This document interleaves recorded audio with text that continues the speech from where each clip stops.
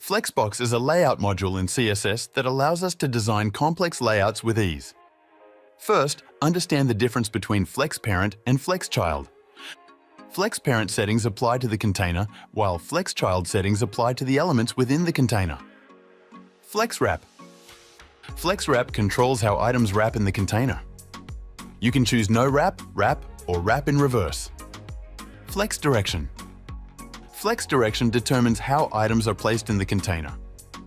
They can be laid out in a row or column and in reverse order as well. Justify content horizontally. Justify content horizontally aligns items within the container. It can align items at the start, center, end, or space them around or between. Align items vertically. Align items vertically aligns items in the container. Options include start, center, end, stretch, or baseline. Align content.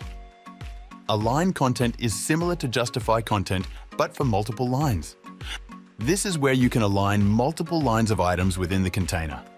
Subscribe for more MaxiBlocks tips and tricks.